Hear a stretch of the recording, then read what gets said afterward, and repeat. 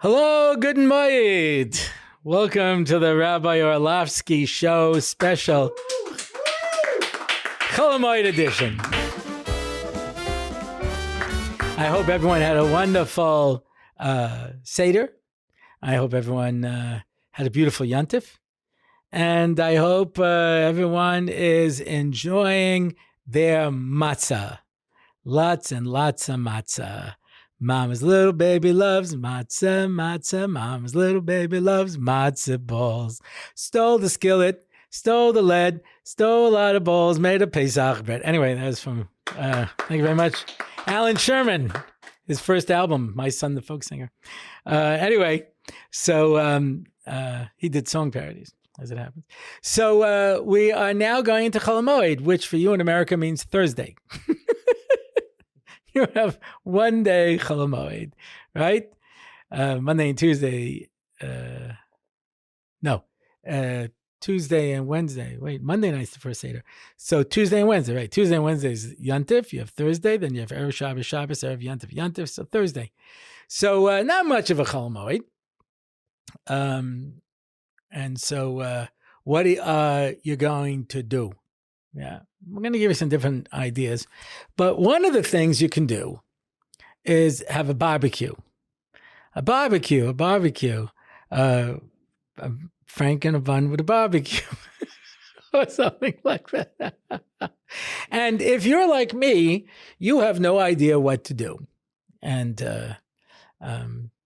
you probably didn't kasher your actual barbecue unless you went to Orlando. In which, anyway, when you're going down to Orlando, we don't say Chag Kosher V'Sameach, we just say Chag Sameach. Because most of those kitchens, you can't kosher them. And if you're bringing these professional people, anyway, Chag Sameach. So some people will kosher their barbecue, but most people will not. So they've got those little disposable barbecues over there with the charcoal. And you bring whatever your Pesadika stuff is, as far as your menu goes, and you make your barbecue. It's a fun activity. People enjoy barbecues and having fun. Now, unless you're one of these potato starch geniuses who can make hamburger and Frankfurter rolls out of potato starch, there won't be any. And when you try to wrap your hot dog up in a matzah, it's going to be a challenge. So I said, this is beyond my pay grade when it comes to this. And getting ready for Pesach. By the way, I can't use my Rabbi Orlofsky official show mug for Pesach. I have a paper cup. It doesn't taste the same. Anyway, so because everyone who watches the podcast has to drink it in, you understand. So anyway, So I decided to bring in a professional, and this is the owner and proprietor of Shloim's Meats, Smoked Meats, Shloim's Smokehouse, which is located in my kitchen, and smokes hundreds of kilos of meat. He just did his first Sheva Brachos to rave reviews, and so I don't know if that you have a kosher Pesach smoker. Maybe we'll talk about a little smoking afterwards. But we're going to talk about that Pesach barbecue. And so Shlomo has knowledge of these things, being in the profession. So Shlomo Orlofsky, welcome to the Rabbi Orlofsky Show. Hello. There you go. That's what we're looking for. To shout out your last podcast guest. I won't name names, Yaakov Orlofsky, but indeed, you're related. Hello. See him. I told Shlomo, this is Shlomo's. He was on once during Corona, in a non-speaking part. Yaakov wouldn't let him talk. Have you found a reason to bring me back in? So I said we're going to bring him in, and I said, do not worry about the tens of thousands of people who will be watching you. Just worry about Yaakov. He's the only one. And I jumped out of bed at the opportunity. So, Shleims, would you recommend during Pesach Chol Hamoed as a family activity to make a barbecue? Listen, everyone does it, right? That's not my question. Would you recommend making a barbecue on Pesach? Okay, fine. Personally, I think making a barbecue with no buns is kind of useless. Really?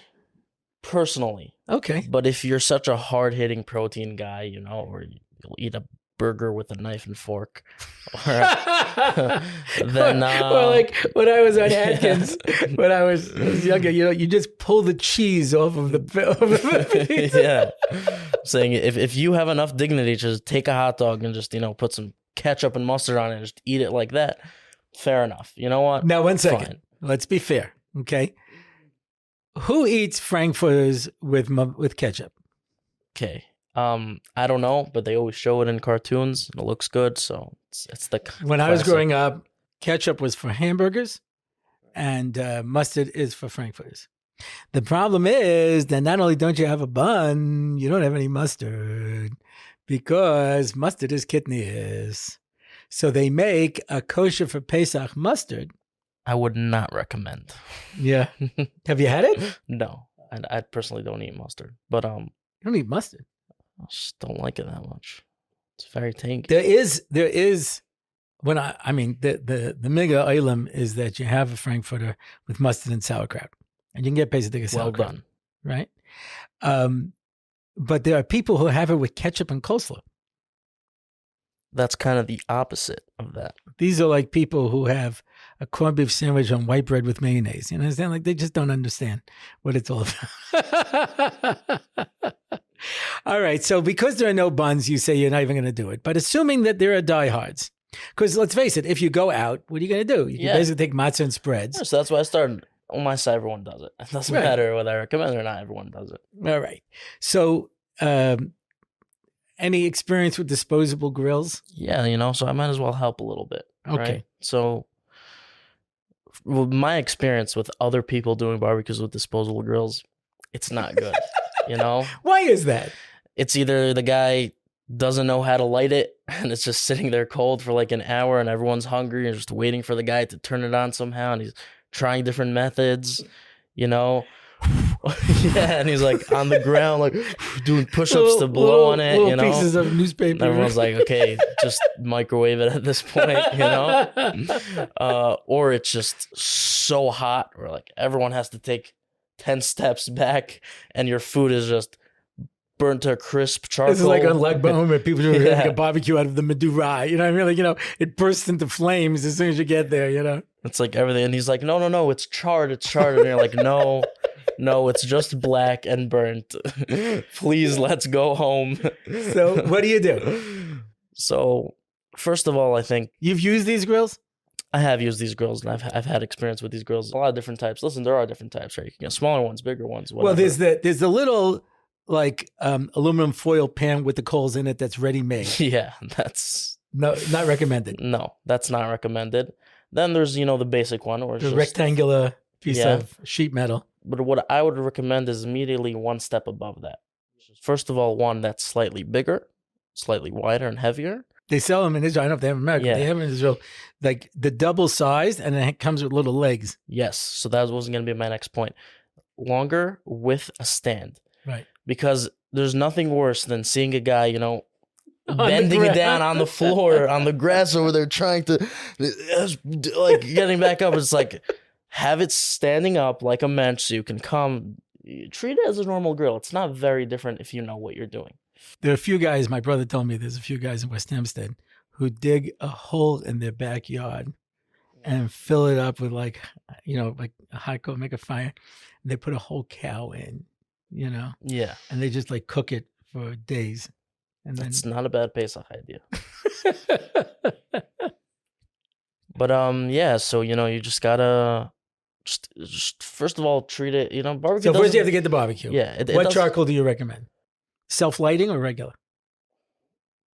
What's self-lighting charcoal?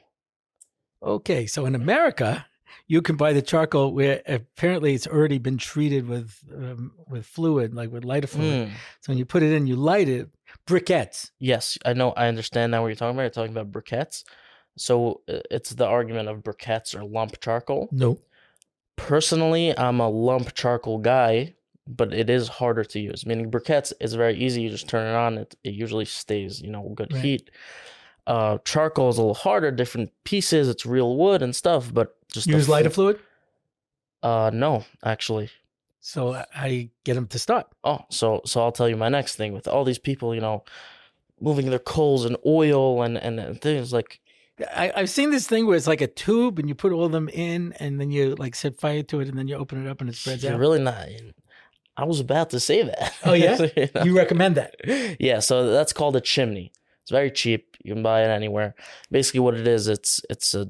Not anywhere. Well, I'm saying any drugstore. Okay. For our viewers in America, you can buy it anywhere. Here, you Even might in the have to drugstore. drive around to specific places. And then they'll say, no, ma pitom. And they'll give you like a foil pan or something and say, it's the same thing. But basically, this chimney is you fill it up with charcoal 90% of the way. And then on the bottom, this is what you use lighter cubes. Very cheap, these white cubes. Put 3 cubes underneath it. And you light them. Then you just put the chimney on top. Let that sit 10, 15 minutes. You come back. You have perfect. The whole chimney is. Yeah, the whole chimney is lighting up, white hot charcoal, and you just pour it in right into the grill. Right. So when you first do this, you have, at least I remember when you do it, you have actual flames coming up. Yeah. Do you cook when there's flames? So I know some people say you have to wait for the flames to die down. Other people will cook it on the flames. Yeah, so actually the correct way to do it is if you let it get hot enough in the chimney, like mamish, like 15 minutes, the flame will die down and you'll just end up with white hot coals, and that's what you want. You don't want fire, any heat, you just want just hot coals. Just treat it like a normal grill. And then once you put it in, it's pretty easy from there, every now and then you have to give it a naf, just to keep it relatively. Here they have these plastic things that I don't know if they have that in America. A little plastic fan that you. Yeah, like that. But naf is the. It's just called a naf. That's the correct terminology. Correct term. You have to look it up in the dictionary. Naf. Indeed. So yeah, you just got to do that a few times to let it chill. But that should last you for a good couple hours. And your coals after they turn white will stay for 2 hours. That you can still cook it. For legal reasons, I can't tell you for sure or promise you anything, but it should stay for like an hour and a half at least. Yeah, and if you have to add hot enough that you can cook, not that it's just gonna. But you can always add coals. But now you don't have to do the chimney. You could do the chimney thing on the side. Once it's white hot, you could add more charcoal. You can add a few more coals without the chimney, and it will just heat up.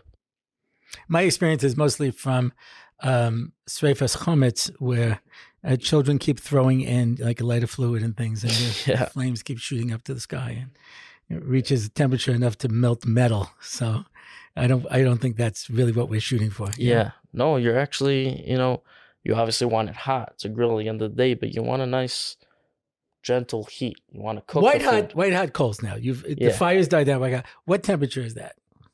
I have no clue. Oh, okay. I'm gonna throw out maybe 500, 600 degrees Fahrenheit. Really? Yeah, something like that. But if you cook a hamburger in your oven at 500 degrees, it's gonna get burnt. It's very different. An oven and burgers are different. Well, because if you put it in the oven at 500 degrees and keep flipping it every 30 seconds, it won't burn. And that's basically what you're doing on a grill. So yeah, if you leave it in the grill for as long as you would leave it in the oven, it would burn. But okay, it's all about control over the grill. So the standard is burgers, right? Yes. So if a person is going to go out to the store and buy themselves pre-made patties that are frozen, should he defrost them first or just keep them as they are? So I don't know. Me personally, at Shloim's Meats, we actually grind the burgers ourselves. What do you use? So I usually use a fresh brisket and short rib. And after you grind that, it's just like the perfect burger. I understand not all people will do that. So if you do buy frozen patties, I don't see why you would put it on frozen. I'm saying. Well, when I used to go to the burger joints that in America, they would pull it out and drop it right on the grill frozen. Right, but it's not like kind of the flat top over there. Right. Yeah. But here it's not exactly like that. I guess over there it's less heat. It steams it maybe. But I guess if you know what you're doing, you could. I have done like frozen steaks and burgers before, and it has worked out. But you need a lot of patience and a lot of, care. Otherwise, you'll end up with a burnt outside and a frozen What's your inside. proportion? 50-50 brisket and short rib? Something like that, yeah. I'm saying I don't really portion it. It's just whatever brisket I have, whatever short rib I have. I even did sometimes 100% short rib, and it's amazing for those people who like fat. And who doesn't? So Indeed. All right. So now best shaping. Just get a burger shaper, man. I'm saying, do you want a flat patty or do you want a ball? Some people make a ball and they put it on and then they flatten it down on the grill, and other people already make a patty. Right. Well, I bet you didn't know I know this much about barbecuing. Huh? How about this? I can't do it, but I know the right questions to ask. I have a research team. so there is something called smash burgers, where if you have a flat top, you take it a ball, you put it down, and then you immediately smash it down to a nice thin patty. But we're talking here about a grill grates. If you smash it down, I'm saying some of it will go in. It's a weird shape. Me personally, I like a nice pre-shaped patty, and this is very important. Your patty will shrink significantly. When you say significantly, 50%? I don't know percentage-wise, but this is what you should do. You should shape the burger. You should have the bun ready. You should shape the burger to around, a few centimeters outside the bun. So that when it shrinks down, it will be perfect size for the bun. Those of you who are potato starch people and you would like to leave in the notes a recipe for hamburger buns, potato starch buns. I know it can be done. I've seen them. Yeah, let us know. I've seen them, but yet never in real life. it's that legend, It's a theoretical construct. Anyway, I'm sure it's possible. We just need a scientist to get it going. It's like the definition of a line: length with no width, which is impossible but theoretical. Yeah. What do you add to the meat? You just keep it meat, or you do any filling, any fillers? Eggs, matzo meal, no. Spices. No, listen, we're not making meatballs. All right, meatballs cooks for a couple hours. You add breadcrumbs, you add eggs, you add stuff. But if you have decent quality meat, you want the meat to speak for itself, it should just be salt and pepper, in my opinion. Some people put garlic powder. I find that it burns. Really? Yeah, but even if it's mixed in. So that's another thing. You shouldn't mix it in when you're doing burgers. Someone said don't over mix it. That's also true. Basically, the meat has a certain, I'm not sure what the word is, airiness to it. I guess it has a certain airiness to it. So when you cook it, some of the air is there. So when you bite into it, it's nice and soft. What you do when you smush it together, make it too compact. All the air comes in together, and you're ended up with shoe leather, basically, and it becomes very tough. When I was a kid, so they had these places like Kosher Delight. I don't think it exists anymore. And other burger places like this. They had these very ridiculously thin patties, and they would grill them on the grill, and they would put it on these very, very thin buns. I love those. You understand? Now they have these gourmet hamburgers. It's just a hunk of meat. Yeah. That to me is not a hamburger, b'chlal. I can't even. When I get one of those, I cut it in half. Because I can't eat it like that. Also, it's a big. That's like a Salisbury steak. I think they call that. No, it is a big conversation in the burger world. It's very machlekes, very 50-50. I don't want to mention any names of places I've gone to, which are gourmet burgers. Yeah. Just a big hunk of meat. Yeah, listen, it's about what you like. A lot of people just like a nice thin patty, feel that crust. And a lot of people like to treat their burger kind of as like a steak. You take that big, juicy bite. To the best of my knowledge, is when they call Salisbury steak. It's basically a thick hamburger. So it depends. Me personally, it's all about the mood, If I'm feeling gourmet, I'll do myself a nice thick burger, cook it nicely inside, and it will just be geschmack. Like one of those is good for like a week. I don't know if you've ever heard this. I saw somebody say, when you put the burger on the grill, put an ice cube on top of it. Have you seen this? I have seen this. I personally haven't tried it, so I can't say, but I could say in my professional opinion, I think that sounds ridiculous. You're just adding water to the burger. So, I couldn't figure out what it was about. I'm saying, I don't know. Now, just there was a pour some tekufa. water on the bun, I guess. There was a tekufa, I seem to recall, when you would add chopped onion into your hamburger mixture? Me? I know Yaakov did. I know some people do that. Me personally, it's more of like a kebab. Like there's a very famous dish called a arayis. Isn't that also? It's a hard valyava, right? Arais. And basically it's, I always learned that when it talks about the Samaritans, they're called Girei Arayos, which is they converted because of the lions. I don't know, somehow to me, Girei Arayos and Gilead Arayos are just too close for comfort. Similar. Anyway, yeah. So and it's Arayos, so it's basically a kebab mixture. You get onions, parsley, cilantro, all these strong spices like ras el hanut and all these stuff. You stuff. Did you ever make kebabs? I have, yeah. But I usually you need make like it lamb fat, don't you? For us purists, yeah. And you kind of stuff that into pita with olive oil, and that's called a rice. And I think that's acceptable. You add onions, you're not making. But not to a regular burger. I think a regular burger, just let it shine. Like I said, salt, pepper, let the meat shine. If you have to put onions in your burger, it means you're not getting the right burger, There was a guy, Lee Iacocca, who I'm sure you have never heard of, but he was a vice president in Ford. And when Chrysler went bankrupt, they brought him in to be the head of Chrysler and to try to rebuild it. So he saved Chrysler. And he wrote his biography called Iacocca.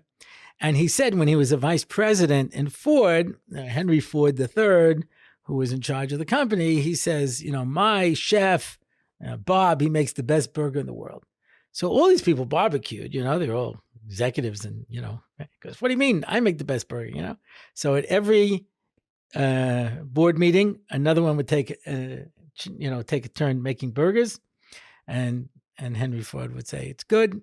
Not as good as Bob. It's good. Not as good as Bob. He said, so finally I went down to Bob. I said, how do you do it? What's your secret? So he takes out of the fridge the most expensive cut of meat. I don't remember what it was. He puts it in a grinder, makes it into a patty and says, like that. Yeah. I'm saying there's no question, right? If you want to have the best burger in the world, use the most high quality meat. I saw this guy one time. He's trying to find the best burger grind. So he took like 10 cuts of meat. And the most expensive one won. It was like a dry aged, ribeye. And it's like, yeah, it's the best quality meat. It will be the best in a burger. The question is, most people don't want to. They always say turn that into a great chef is not somebody who can take great meat and cook it. A great chef is someone who take crummy meat and no. So that's why in France, all of the sauces was because a lot of the meat was bad. So they would make all these sauces and different things to do in order to try to. Yeah, so you definitely don't need the highest. When I was growing up, okay, we'd buy a brisket. It was in America. Buy a brisket, a little garlic, salt, and paprika, cut up a few onions, put it in the pan, and it roasted fine. It came out soft as could be. It's easy, stupid. If you do that here in Israel, you'll have a piece of rubber. Literally, you could bounce it on the ground. Well, now you're getting into a whole different conversation about American and Israeli meat. Yeah, I'm just saying, there's like, here you can't do that with it, I hear that. I have to take it and you have to add a lot of liquid and you have to cook it for 19 hours and you have to this and all kinds of stuff. I can't just take a brisket and stick it in the oven like I did in America. Yeah, it's not America. What's the difference though? They bring in, it's the same cows. Oh, should I explain to you the difference of the cows? It's not the same cows at all. Really? Yeah. Why? It's different breeds, different genetics. I'm sure you've heard the word Wagyu. I sure have. Wagyu basically just means Japanese cow.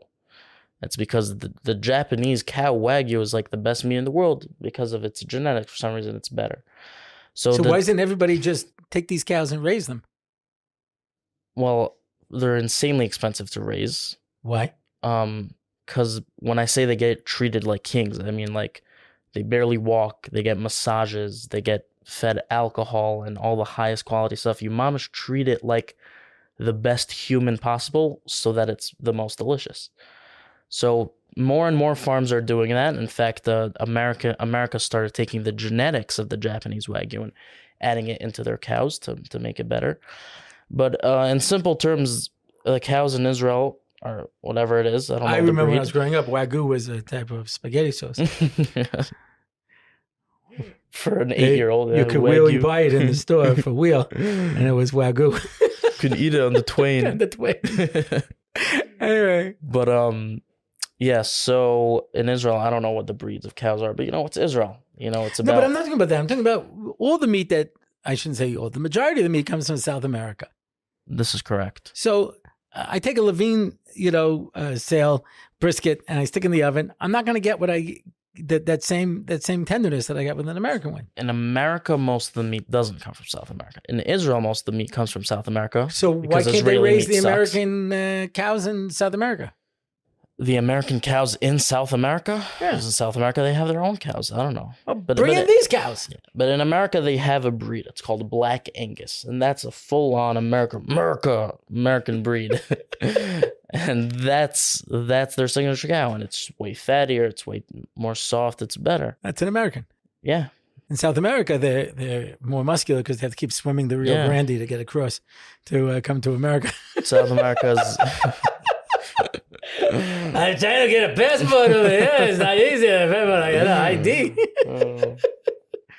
That's because you're too tough. Hey, you got to be tough. This is Rio Grande. Yeah. They used to have a type of non-kosher chicken in America called Purdue. And Mr. Purdue used to do the advertisements, and he was like a very difficult fellow there, apparently. And the thing was, it takes a tough man to make a tender chicken. And I used to think that, Empire, the guy who ran that, was a very nice guy. It takes a tender man to make a tough chicken. Yeah, no, but the bottom line is the more the cow works, the tougher it will be, the tougher the muscles are. So ideally, you want to treat it as best possible, so it's resting and it's all tender. But for mass production, that's not really a viable option. In South America, these people aren't working. These cows? Nah, these cows are working. They're they don't have time to go to each cow and be like, here, sir, here's your but neither they do in America. corn and sake. In America, they're just like dun dun dun dun dun dun dun. And they're all going up. So obviously there's differences in farms, differences in whatever. And in Israel, actually, you have some very good meat by independent farmers where they just grow their own cows. It's really? a problem. You get it here? Yeah, it comes from Ramat Golan. It's just a problem, I think, with the kashrus because they kind of do it themselves, I guess. Mm.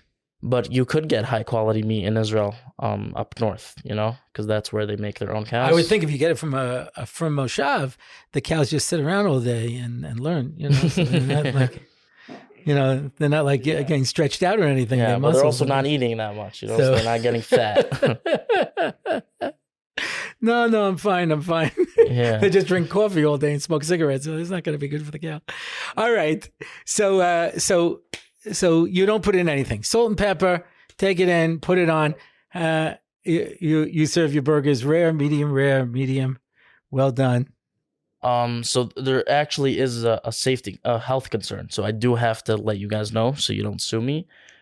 When you buy ground beef from the supermarket, since you don't know how long it's been ground, or what it's been ground from, or what's going into it, USDA recommend you have to cook it to well done. Well done? Yeah. You make well done burgers? Wait, let me finish. Because you're just like chicken, you have to take it to 165, right? So here you have to take it to 165 just to make sure all the bacteria in it is gone. But when you grind your own meat, since you know exactly what's going in it and you know the process, you can cook it even medium rare and it will be fine. Even medium rare? Yeah. So when I make my burgers, I cook them medium. I think that's a perfect temperature, not medium rare like a steak because you want that fat to melt. But even medium well is okay. It's still red on the inside? Not red, but pink. Nice and pink. Just nice and juicy. Okay. That's what I go for. What do you put on a burger? My burger? I'm saying you sell burgers. Correct. Right? And so what do I sell burger? Yeah, but I sell a burger classic. I put a bun, lettuce, tomato, barbecue sauce, and pickled onions come on the side. That's basically it. That's not simple. Onion. No, so you can add if you want. You can add fried onions. You can add onion jam. You can add an egg. People like to put a lot of stuff on the burgers. Yeah, me neither. But people like to put a lot of stuff on the burgers. Lettuce, you can add tomato, whatever you want. And pickle and onion. Don't ask me because I'm gonna get roasted if I say what I put on my burger. And what do you put on your burger? As long as it's not cheese. I usually just go bun, barbecue sauce, pickles, fried onions. That's it.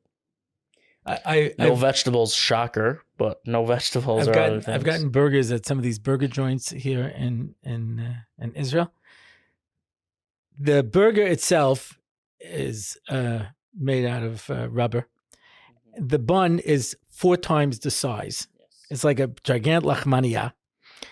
And they just keep loading on sauces and fillings and the next thing. When the time you get it, there's no burger in there. When you're eating it, all this stuff drips out all over the place. It's not a burger. Personally, I don't think you should hide what you're eating. Are you eating a salad with a little burger? Or are you eating a burger with some toppings? So for me, it's about the burger, add some toppings, the caramelized onions adds a nice sweetness, the pickles, the acidity, the barbecue sauce, some moist, and that's it. It's just perfect. You don't need anything else. What's the point of lettuce? Crunchy water, tomato, tastes like the ground. Like, what's the point? Personally. Wow. Yeah, Okay. I said it. Okay. Franks. What about them? Well, obviously in America, there's a nice selection of good Franks. Have you tried different Franks in America? I have, yeah. And what's your recommendation? So I've tried all the interesting ones. Lamasa, what I realized is they're all just gimmicks, and you should stick to the classic ones. Which is? Classic beef Franks. Which companies? For me, it's either A&H or Aaron's. I really like Aaron's. Really? Yeah. And here in Israel? It's very hard to find good hot dogs in Israel. You'll find Chafetz Chaim and stuff like that. And, I'm speaking of the highest kashrus, obviously. What about Zalman's? Zalman's is decent, but... Zalman's or Chafetz Chaim? No, Zalman's for sure. Chafetz Chaim is the bottom of the barrel for me. Really? It's not even a hot dog. It's like a sausage. It's not the best. Yikes. And... Zalman's is good, but it's big, it's heavy, it's meaty. You have an American hot dog. It's a nice little tiny American hot dog and a little bun. What about knockwurst? An American knockwurst, yeah, decent. It's a little bit of a twist to a normal hot dog. Not bad. But it's spicy ones. The spicy.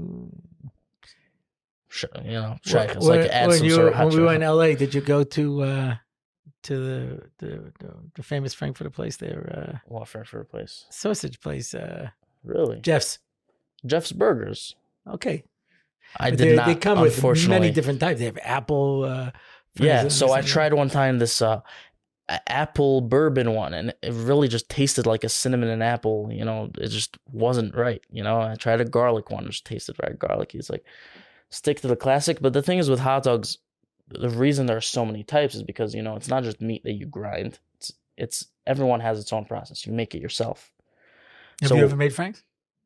No, it's making hot dogs is a 3-day process, 2-man job with all the right equipment. It's very hard to do. Maybe one day. Also, actually, in Israel, it's illegal to make hot dogs. Why? Unless you have a how do you say mifal? Factory. Yeah, unless you have a factory for hot dogs, you're not allowed to make hot dogs. Because? I don't know, health reasons, I guess. Sure. Well, maybe they're afraid someone will fall into the grinder. Yeah.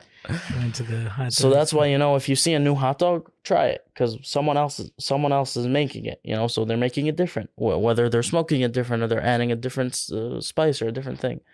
But personally, there is these Badatz Erecharedis hot dogs. I think they're MasterChef. They're called knackers. Knackers. And that's the best Israeli hot dog that I found. Better than Zalman's. Yeah, it's slightly better than Zalman's. It's not the best, but it's decent. When I want a hot dog for a grill, I'll buy those for sure. And you put on the bun with? Me personally, very simple when it comes to my hot dog. I think it's just like barbecue sauce, maybe a little fried onions. That's it. Wow. Just bun. I'm saying, you go to America, just get a nice small bun with a nice small hot dog. You don't need anything else. Personally, it's like it has this little hamster wheel, where the Frankfurter is like running around. Like a little hamster. It's been on there for days. And then they put it into a bun. It's been on there for days, and somehow it's yet never fully cooked. It's always like, and it's just I find it sad, Yeah. So, to me, the reason I can't really have just like one hot dog is because I really like it with mustard and sauerkraut, but I also like it with mustard and relish. So I can't decide. So that's why I've had You never several go heart plain, though? operations. Well, You never go plain. You have to go plain. what I do sometimes is I'll heat up some sauerkraut, and I'll cut up the hot dog and mix it in with the sauerkraut. So that's fun. Or Heinz baked beans. I was just gonna say Franks and beans. That's a Very different thing. underrated. It's a different thing. Very good. When I was in camp, they used to make a pea soup. Now, I don't like pea soup, but apparently real pea soup has sausage in it. And so they used to put in pieces of Frankfurter into the pea soup. That could be good. I don't like peas. I don't like pea soup. Are but- beans kosher Pesach? So that's called kidneys. This is an entire category. There's a reason I'm not on here usually. Okay, this isn't a food podcast, it's a Torah podcast. That's true. Listen, we do food. In fact, I've been, producer Yisrael has suggested that we have a video where I actually show people how to make my mom's stuffed cabbage. That would be interesting. That'd be a lot of funny. people. It's just Rabbi a public Orlofsky service. cooking show. Listen, I've told this story before, but when I was on a panel in South Africa, so it was a Catholic teacher, a Muslim teacher, a secular Jewish teacher, and me. Sounds like the start to a bad joke. A priest, a rabbi, and a minister walk into a bar. He says, "What can I do for you?" He says, "We're just here to do a joke." Anyway, but so someone asked the Muslim teacher, as a Muslim teacher in a Jewish school, "Did you ever have any bad experiences?" And she said, "Yes, I did." One time, one of the girls offered me something to eat, and I said, "I'm fasting." She says, "But you were fasting last week." And he says, "Last week, this week, and for the next 2 weeks during Ramadan, we fast for a month." And she said, "That's the craziest thing I ever heard." And I was so hurt that a Jewish kid could not respect somebody else's religion. So the tension in the room was tremendous. I said, "I have to say something in this young lady's defense. She wasn't attacking your religion. It's just a Jew cannot conceive of the concept of fasting for 30 days. We eat. That's what Jews do. You know what I mean? And that's why even when we're moisa nefesh, like in the winter to eat shalosh shudas, or in the summer to eat malava malka, you have to eat. Make yourself eat. You go to the Seder, you have to eat these portions of matzah, and the murrah, and then the matzah and murrah together because there was so much fun separately, and then you eat this and you eat that, and we eat. The eating is such a central part of who we are. Of Judaism, as Judaism. Every holiday has its own signature dishes. Yeah, I don't know who coined the phrase, but they said every holiday has the same theme. They tried to kill us. They didn't. Let's eat. You know what I mean? And that's it. And every holiday is eating. So, we spend time talking about food on this podcast because I think it's important, And in fact, and then I would give one of my mom's recipes, which, it's easy, stupid, is how she taught me how to cook. And I've gotten letters from people who said, "I didn't know you could do cooking easily. We do everything as a pachka." He says, I would work and I'd come home and have to make supper, for my family. And I didn't know you could just do this so easy. Yeah. So it's a game changer. That's cooking what I'm here for the community. Cooking when broken down is simple. When you're not using all these fancy terms like, "Oh, you have to butter the cream for 45 minutes horizontally and then counterclockwise." Okay, but you sous vide. Sous vide. Sous vide. Yeah? Yeah. Sous vide or not sous vide? Yeah, that is the question. So I know it sounds fancy and I know it's all this, but it's really simple. It's basically just cooking steak in water in a bag. It sounds absolutely horrible. It's I know like it sounds boiled horrible. steak. Yeah, but it's not. And that's the point. Basically boiled water. This Israeli was trying to explain to my friend Yati Shapiro. He was trying to explain to me about eating a steak. And he says, "I take the roast, I put it into a bag with a lot of liquid and some spices and sugar and that, and I boil it for like 4 hours, and it's delicious." So he goes, "But don't you want to have like a nice steak?" He goes, "What, am I a lion? I need to chew the food? I like it nice and soft." Just, melts in your mouth. Yeah. And I'm watching this exchange, trying to figure out there's no way that you can explain to somebody why you should chew your meat up when it's half cooked. So why would a sous vide be any better than a boiled steak? So I'll explain to you. Water boils at 212 degrees Fahrenheit. Correct. And if 100 degrees centigrade. Is it not 99? No, it's 100. When Napoleon sent up the centigrade, that's what he did. He put 0 what temperature that water freezes and 100 at the temperature that water boils. Boiled water freezes faster than cold water. Hmm. Like hot water freezes faster than cold water. Water boils at a lower temperature at a higher elevation. Yeah, we're getting off topic. No, I was going to say, here in Yerushalayim, you can never have a really hot cup of coffee because the water boils before it's at 212. So water boils at 212 degrees Fahrenheit. And if you want, let's say, a medium rare or a medium steak, you want it 135, 140. So 212 will be way past well done. It would be horrible. What a sous vide is basically just an immersion circulator. It's just a machine that heats the water up to the exact degree that you want the water on. So you put the water to 135 degrees. Now, no matter what you put in here, whether it's for 24 hours or 7 days or whatever, it's going to be never more than 135 degrees Fahrenheit because that's how much the water is. So if you want a perfectly cooked steak, you vacuum seal it in a bag and you put it in the water at 135 degrees Fahrenheit for whatever it is. That's better than putting it on a grill? Well, after you take it out of the bag, it looks kind of nasty, right? It's like a wet steak, it's all its juices. So that's when you dry it off. You finish it off on the grill, a nice sear. You got a grilled steak that's cooked perfectly from edge to edge.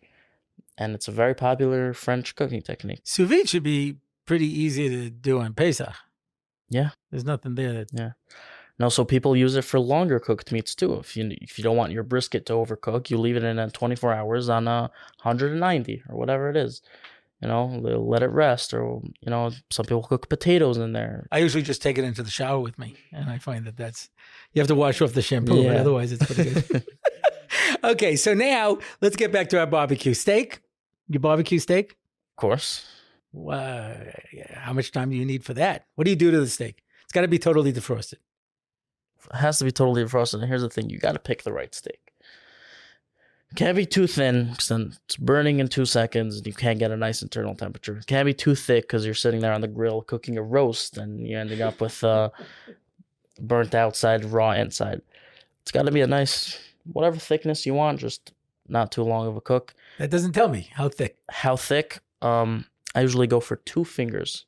Mine fingers are bigger than most, but so figure 1.5 fingers. If you go with 2 fingers, the problem is you can only do that 5 times. Yeah. Thank you very much. We'll be here all day. So just something like this thickness maybe. And then again, just salt, pepper. Cut, always ribeye. Always ribeye. Yeah? Yeah. Listen, when you eat kosher, you only have like the first 10 cuts of the cow, right? Because you can't eat the hindquarter. So you don't have a lot of options. Except for our Sephardic listeners who can eat hindquarters. We respect you as well. We love you. You are part of our people. Just don't bring your stuff into my house. We have to talk once about the whole hindquarter thing because this is an issue that really needs clarification. I am not qualified to speak about Me this. either. Anyway, so you don't have a lot of cuts. You have ribeye. You have. But in America, what's the big hock these days? It used to be a cheap cut. Now everyone goes crazy about it. Skirt steak. Skirt steak. Yes, skirt steak is very good. People like that. What is it? What is a skirt steak? What is it? In what sense? Where does it come from? Where does it come from? It comes from a cow. It comes from. It's hard to explain. Basically, okay. So imagine you have a cow. Okay. Cut the cow in half. Now you have a half a cow. Cut that half. Now you have a quarter, and it sits right there, right in front of you. Sits this thin strip, and you just take that off. It's not near anything else. No, it's behind. It's behind the ribs. It's like connected to the bones. It's behind. You just dig it out of there. It used to be a cheap cut, and then at some point it became really expensive. A lot of cuts of like these, just like they used to call it actually. Oh, there's this cut called hanger steak. Yeah, there's only one of them per cow, and it used to be called the butcher's cut because the butcher used to keep it for himself and take it home. But after it gained popularity, now it's like the most expensive steak. You're paying $35 a pound for it. What's the mila of a hanger steak over a regular steak, over a rib steak? There isn't really. It's different. It's salty, has a different grain structure. It's similar to skirt steak, and it's not bad by any means. What's the mila of a skirt steak over a rib steak? It's salty, it's thin, and it has a different grain structure. Some people like it more, some people like it less. It's a very good steak for marinating. And putting in like a steak salad, steak sandwich. It's not a steak where you Masonic, Filet steak? Filet mignon. No. There's something I've seen these things called filet. So, yeah. Probably something else. Yeah. Well, so I know what you're steak. talking I've about. seen chuck steak. Oh, getting into interesting territory here. Chuck steak. So chuck steak comes from the chuck area, number 2 for us Israelis. And it's basically, you have the ribeye. Ribeye is 7 bones. It's this. Right next to it, you have the chuck.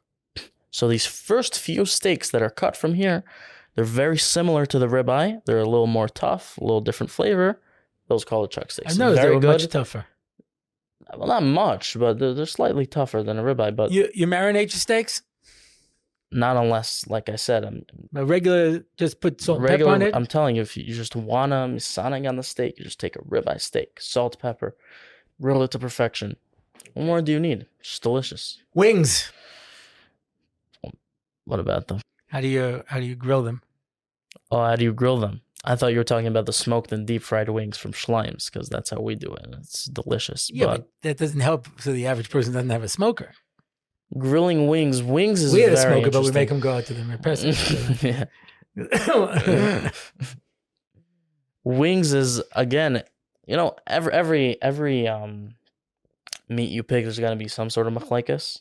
So with wings, it's, again, some people like to cook it less and have a nice bite to it. Some people like to cook it mamish till it like falls apart. So what's the time frame?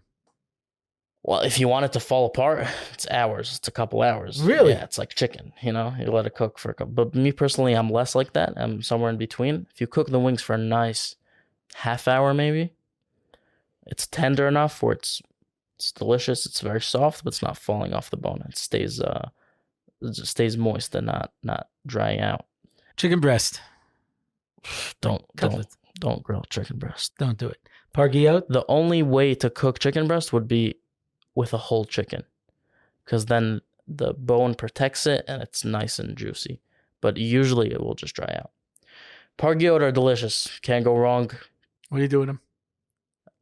So I put a very simple seasoning mix. It goes like this. It goes olive oil, salt, pepper, smoked paprika, and rosemary. Dry rosemary or fresh rosemary, whatever you have. And some garlic powder. And for me, that's just the perfect spice mix. And with pargiot, it's great because how long do you keep it on the grill? It really just takes a couple minutes for it to be good. And if you leave it on for longer, it just gets softer, and it always stays moist. It's always delicious. Pargiot for me have to be in every barbecue.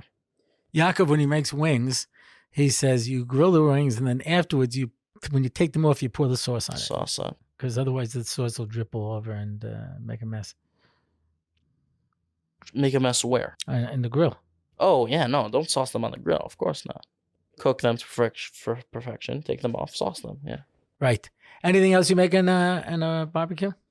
Barbecue, so said burgers, hot dogs, steaks, all the chicken. So vegetables, that's a good one. Recently, when we just did the Shav brachos, we made like 50 grilled vegetable skewers. Let me tell you, that's a pain. You take these skewers, put cherry tomato, piece of pepper, onion, pepper. But you grill that off with some olive oil, salt, and pepper. Delicious. Zucchini, you grill it off. Delicious. Eggplant. All these grilled vegetables is a great idea. Potatoes. Yeah, I'm not a fan of that because potatoes need a long time to cook. Then you have the slower cooked meats. You don't want to grill those. So what about I've seen this now in some of these kosher magazines. They do a pineapple. For Hawaiians, yeah, they like pineapple. Personally, I've never had it, but they like to grill pineapple, put it on a burger sometimes.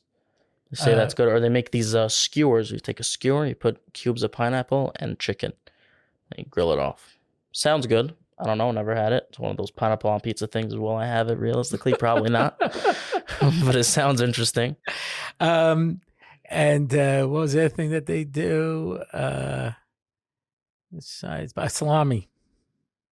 Seen Salami. people grill Ooh, salami. that's a great idea. This is a great treat. I'm saying I like to do it with American salami, obviously, but if you still have salami, this is what you do. You take your whole big salami, you slice it thin. And I know I just said you shouldn't sauce on the grill, but listen to me here. You you cover them in barbecue sauce. On the grill. First, you cover them in barbecue sauce inside, and then you put them on the grill as they're sauced. Mamish, like 30 seconds each side, and the caramelization they get for it, mamish treats. It's like meat candy, almost. Wow. You just like take these bites. Also a great addition for our barbecue. All right, going into Pesach, there are people who don't have barbecue sauce. So what would you tell them to make a barbecue sauce on Pesach? Like what? Like how? What do you do? Homemade barbecue sauce is very easy, very simple. I do it every week for Shloims, and it's really a freestyle sauce. You know, you can put basically whatever you want on it past the base. So the base is soy sauce. Well, you can't have that on Pesach. Well, then just forget the whole thing. Just throw it away. Okay. Well, the base is ketchup, brown sugar, apple cider vinegar, and water. You don't really need soy sauce, I guess. I add a lot of soy sauce, but you don't need it. And then just go crazy. You could leave it like that and have a very simple barbecue sauce. Then you could add honey, make it sweet. You can add cayenne, make it spicy. You can add wine, let it cook for a while and let it become sweet. You could add some orange juice. People do. You could add. You can add some sweet chili. I just look at what I have in the kitchen that day and I just add it. And usually it just comes out good as long as the flavor profile is there and the base is there. It's great. So that plastic spoon that I got on my burger, that was because it just happened to be in the kitchen and you dropped it in the pot. Yeah, I thought it would blend well with the contrast. that old crunchy kind of spoon. Yeah, thing. Exactly. It's more of a just crunch taste and then spit it out, just to taste it. All right. So after Pesach, when everybody wants to now, their mouths are watering in anticipation. We haven't even spoke about the smoking process, which is what we might need a whole nother episode. Shloim's. Maybe we'll do this. What do you guys think? We'll take it out to the smoker and actually watch the smoking process. Maybe I'll do my cooking show with yours. You'll show that. I'll show the smoking process. So if they want to order from Shloim's Meat, what can they order? Our menu. So our menu right now consists of smoked brisket, smoked short ribs, burnt ends, which is just amazing. It's basically usually that's how I make it, and not just the ends. Yeah, it's basically cubes of smoked brisket that are then glazed in homemade barbecue sauce. Amazing. We have smoked and fried chicken wings. We have smoked chicken. We have ribeye. Smoked ribeye or sous vide grilled ribeye. That's it for now. More things coming to the menu soon. Poppers, smoked turkey. Really? Yeah. We also have smoked pulled beef. The menu just can get larger and larger, but this is what you can get right now. And how do they order? They order either through WhatsApp or you can call. Well, what's the WhatsApp? Oh, Charles going to pop it up right here.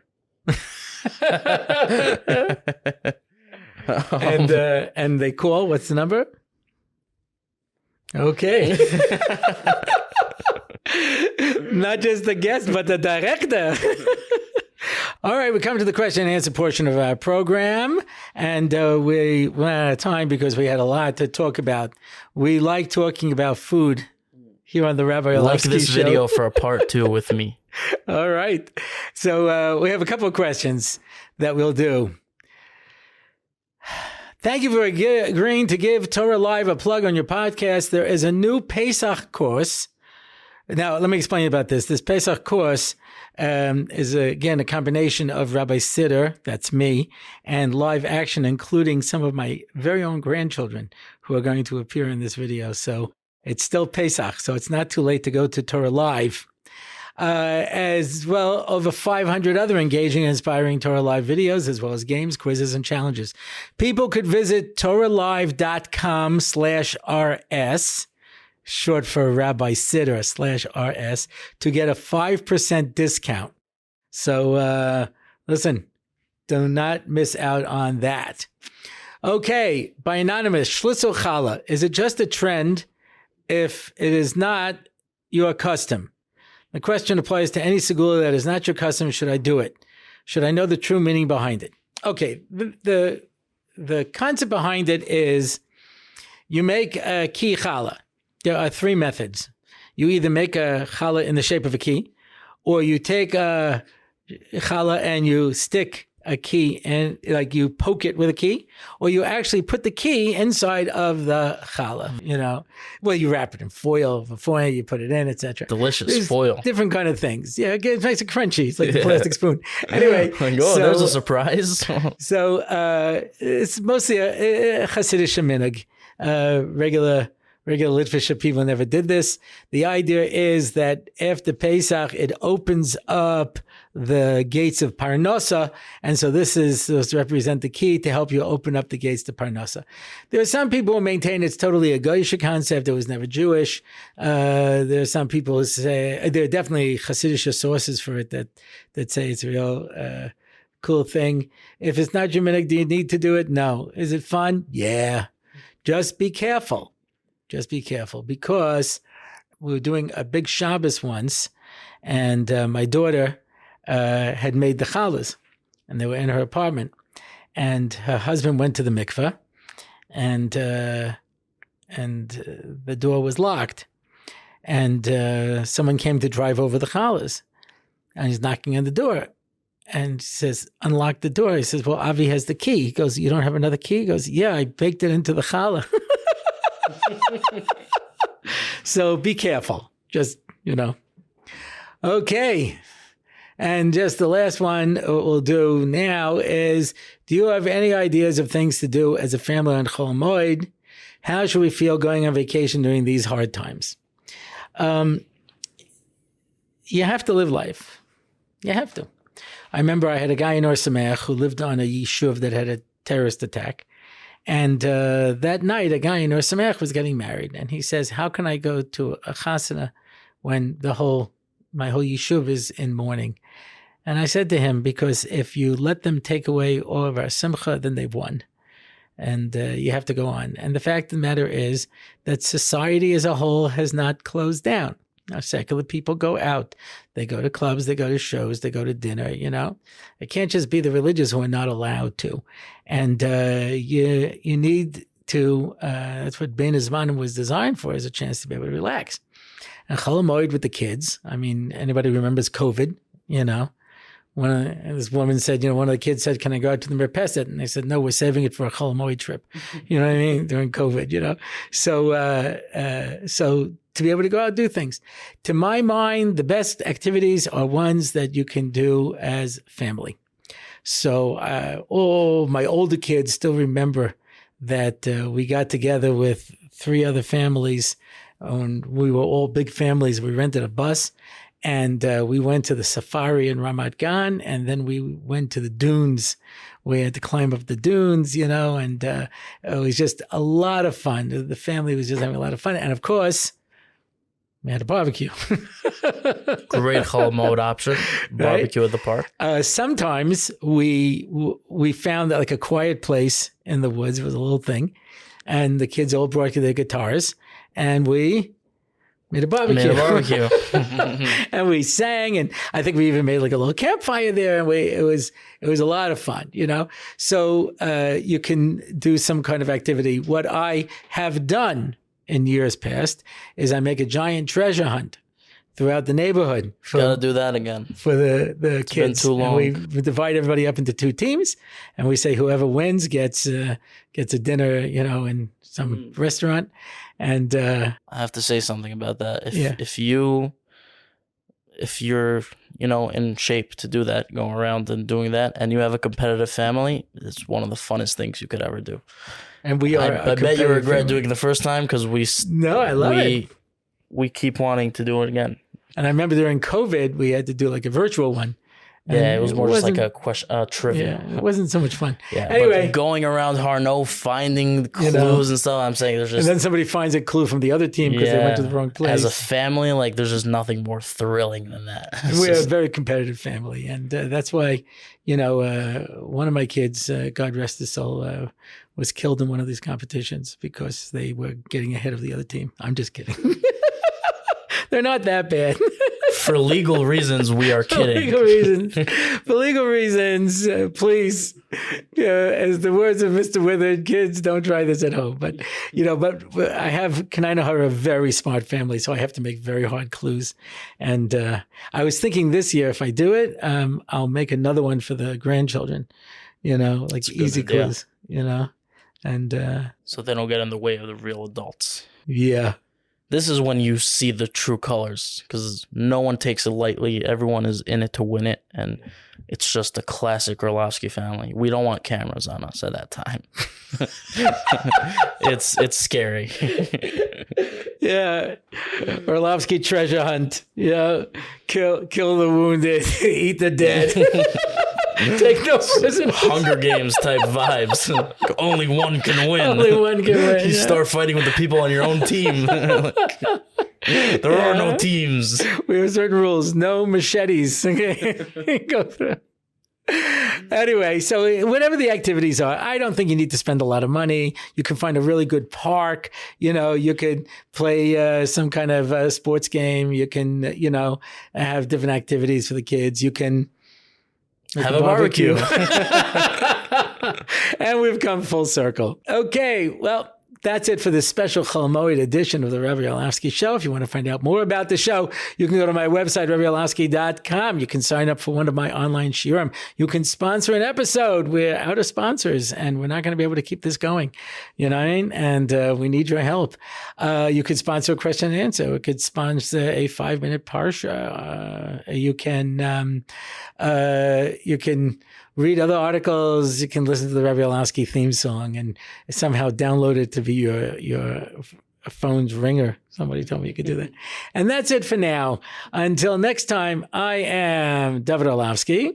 I'm Shlomo Orlofsky, and make sure if you want to see me again to comment, Shlomo is better than Yaakov. Thank you. And don't forget to subscribe. Like and subscribe. Share, like, and subscribe. Turn on the bell and notifications. And that's it for this special Hamoed episode. This has been the Rabbi Orlofsky Show.